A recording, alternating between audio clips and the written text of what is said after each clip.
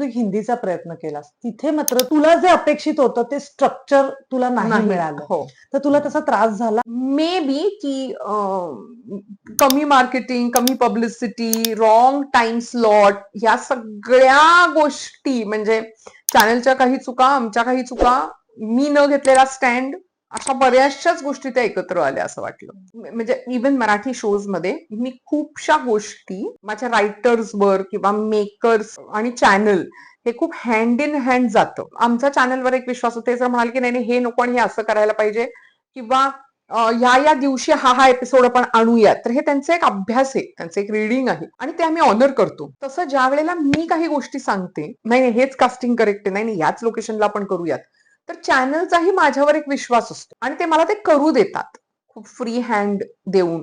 मग ती कलाकृती झाली, कारण एकतर आपण ती मुंबईच्या बाहेर करतोय, तर खूपशा गोष्टींवर चॅनल पण माझ्यावरती खूप डिपेंडंट असतं. ते हँड इन हँड जो प्रोसेस आहे ना, ती मला वाटतं तिथे मी कुठेतरी मागे पडले.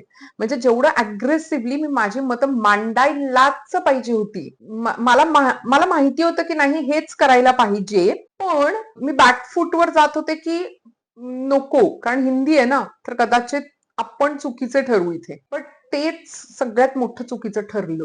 मी माझ्या गट इन्स्टिंक्टवर मला जे पाहिजे होतं त्या वेळेला ते डिसिजन्स आणि त्या स्टेप्स ह्या घ्यायलाच पाहिजे होत्या.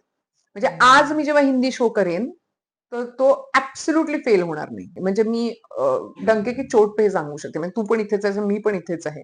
सो आज ना उद्या मला हिंदी शो प्रोड्यूस करायचाच आहे. आता मला ह्याची सुपर गॅरंटी आहे की आता गोष्टी नाहीत माझ्याकडनं सुटणार, कारण मला एक्झॅक्टली माहितीये की काय मला नाहीये करायचं. काय करायचंय हे तर माहितीच आहे, पण काय नाही करायचंय हे मला माहितीये. त्रास झाला ऑफकोर्स. ऑफकोर्स. आणि ती सिरियल किती महिने चालली मग? आम्ही त्याचे अराउंड 85 भाग वगैरे पूर्ण केले असं. पण त्याची ना आधीची प्रोसेस खूप मोठी होती, तर त्याच्यामध्ये मी खूप राहिलो. आणि हिंदी शो म्हणजे तू जर आजही त्याचे एपिसोड्स काढशील तर ऍब्सोल्युटली नॉर्मल डेली सोप सारखी नव्हती. एक वेगळा प्रयोग होता.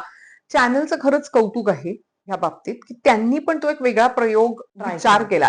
येस, की आपण काहीतरी असं आणूयात, किंवा त्यांचं पण हे पहिलं होतं की आपण अख्खा शो मुंबईच्या बाहेर करतोय, तर ही पण त्यांच्यासाठी पण पहिली वेळ होती. तर ते म्हणजे माझी पहिली वेळ आणि त्यांचं पण नवीन काहीतरी ट्राय करण्याची पहिली वेळ, असं ते सगळं एकत्रित आलं. सो आता त्यांनाही माहिती एक्झॅक्टली काय पाहिजे आणि आय तुलाही थिंक सो, माहिती येस. आता ते 50 आता ते बसेल. 50 बसेल.